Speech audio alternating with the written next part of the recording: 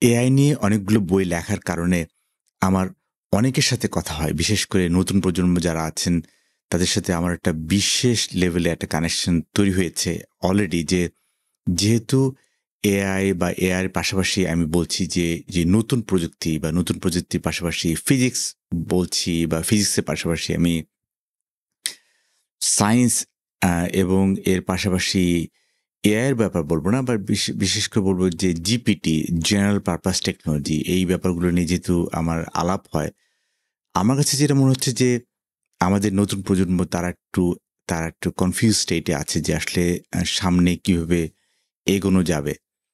আমার একটাই কথা যে আপনি যেই ইন্ডাস্ট্রিতে থাকেন না কেন, আপনি হয়তোবা এখন এমন একটা ইন্ডাস্ট্রিতে আছেন সেখানে এআই এর সাথে সম্পর্ক নেই বা এখানে আপনার সাথে যে রোবোটিক্স এর সম্পর্ক নেই বা এটার সাথে আইওটি সম্পর্ক নেই বা এটার সাথে এমবেডিং প্রোগ্রামিং এর সম্পর্ক নেই। I understand, I get it.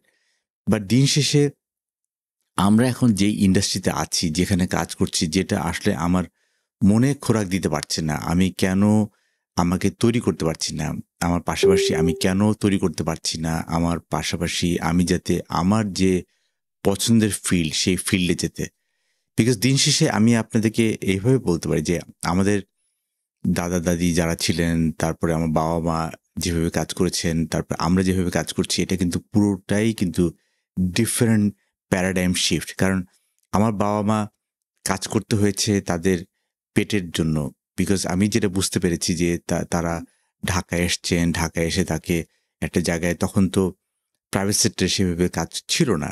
তখন সরকারি কাজগুলো হচ্ছে গিয়ে মেইন ছিল। সুতরাং সরকারি জব যেটা পাওয়া যায় সেটাতেই আ ঠিক আছে। কিন্তু এখন আমরা যেই জেনারেশন দেখছি জেন জি বা আমাদের ছেলেপেলের কথা দেখছি যে তারা কিন্তু সেই ধরনের ওই প্রবলেম মাইন্ডসেটে তাদের নেই। কারণ অলরেডি তাদের মাথার উপর একটা ছাদ চলে এসছে যেটা আমাদের প্যারেন্টসের জন্য এটা ছিল না। আমাদের প্যারেন্টসকে একটা ছাদ তৈরি করতে হয়েছে বা সেখান থেকে।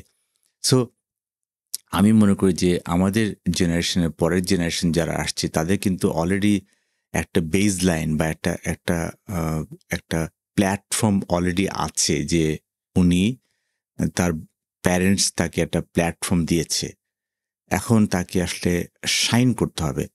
আমি চাকরির পাশাপাশি আমি যে জিনিসটাকে সবসময় দেখি যে না চাকরির ব্যাপার না। ব্যাপার হচ্ছে যে what I really want to deliver to this world and সেখানে যদি এআই এর কথা আসে, প্রোগ্রামিং এর কথা আসে, এমবেডিং প্রোগ্রামের কথা আসে, রোবোটিক্স এর কথা আসে, IoT র কথা আসে। These are the huge field because আমি এখন একটা জিনিস দেখছি যে আমরা যেভাবে ভাবছি যে আমাদের এআই তো স্ক্রিনে, আমাদের এআই স্ক্রিনের মধ্যে আছে। তার মানে হচ্ছে গিয়ে আমাদের এআই আমাদের ল্যাপটপের মধ্যে আছে। আমাদের এআই হচ্ছে গিয়ে এইখানে স্ক্রিনে সীমাবদ্ধ। But actually it's not.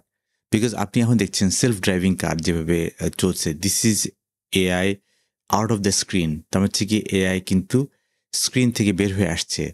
আপনি বস্টন ডায়নামিক্সের রোবটগুলো দেখছেন। আপনি এর পাশাপাশি আরো অনেক নতুন রোবট আসছে। একটাই কারণে যে এই এআই কম্পিউটার স্ক্রিনের বাইরে চলে এসছে। তার মানে হচ্ছে কি আমাদেরকে ওখানে ওয়ার্কআউট করতে হবে এবং আমাদের সেই জায়গাটাতে আমাদের আসলে হাত দিতে হবে এবং সেই জায়গাটাতে আমাদেরকে তৈরি হতে হবে। আমি যেটা বলছি যে আজকে এআই এর চাকরির ফিল্ড বাংলাদেশে এখন একটু কম বাট এটা বাড়বে এবং বাড়তে বাধ্য। So why don't I prepare myself? At the same time data analytics নিয়ে আমি অনেক কথা বলেছি যে data analytics why don't I prepare myself? Data scientist why don't I prepare myself? Because দিন শেষে এগুলো আসবেই।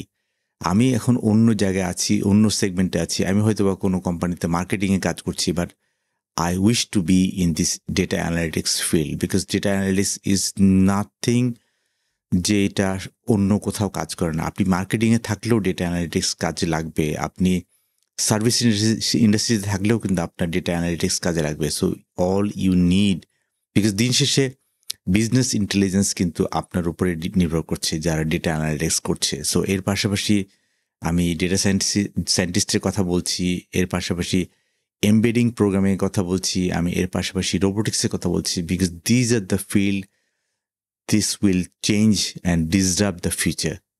So why don't we actually get accustom with this. আমি যেখানে আছি, আমি এখন এই মুহূর্তে যেই কোম্পানিতে আছি, যেই ফিল্ডে আছি, does not matter. We get into that field যেটা আসলে ফিউচার প্রুফ। বিকজ আমি একটা জিনিস বলি যে এআই কিন্তু কখনো কারো চাকরি খায় না। আমি এটা বারবার বলেছি যে AI will not replace you or AI will not take your job, rather a person knowing AI will. অথবা আমি এভাবে বলতে পারি যে এআই কখনো আপনার চাকরি নেবে না বা আপনার চাকরি খাবে না এআই, বাট এআই কিন্তু বাট চাকরি খাবে কিন্তু আরেকজন মানুষ যিনি এআই জানেন। সো মানুষই মানুষের চাকরি খাবে, এআই মানুষের চাকরি খাবে অন্য কনটেক্সটে। সেটা নিয়ে আমি সামনে আলাপ করবো, বাট দিন শেষে আমি যেটা বলছি যে এআই বলি, রোবোটিক্স বলি, এমবেডিং প্রোগ্রামিং বলি, আইওটি বলি, these are the future skill. এবং আমি দেখছি যে কীভাবে এই ফিউচার স্কিলগুলো গ্রো করছে। আমাদেরকে এই জায়গাটাতে আমাদেরকে কাজ করতে পারতে হবে। আর সবচেয়ে হচ্ছে কি আমরা ভয় পাই, আমাদের ভয় পেলে চলবে না।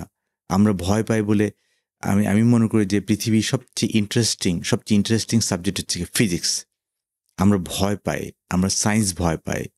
আমরা যেমন আমি ক্যারেক্ট করে যে আমাদের যে আমরা যে ল্যাবরেটরিগুলো করতাম বা আমাদের যে ভোকেশনাল কাজগুলো করতাম, সেটা কিন্তু আমার করতে ভালো লাগতো একটাই কারণে যে আমাদের সেই কেমিস্ট্রি ল্যাব বলেন, আমাদের সেই ফিজিক্স ল্যাব, সেই ল্যাবে কিন্তু I stayed back even longer hours because you could do wonders. আজকে গেমসের মধ্যে আমরা দেখছি গাড়ি গাড়ি চলছে, গাড়ি উল্টে যাচ্ছে, গাড়ি পড়ে যাচ্ছে, মানুষ দৌড়াচ্ছে। It's all about physics. It's all about physics. Without knowing the physics, you cannot even program this level of games. It's everywhere. So আমি যেটাকে সবসময় বিশ্বাস করি যে আমাদেরকে এই জায়গাগুলোতে হাত দিতে হবে, আমরা ভয় পেলে চলবে না। এবং I am willing to actually lend my hands to you. আজকে এ পর্যন্তই, থাকছেন তো সামনে।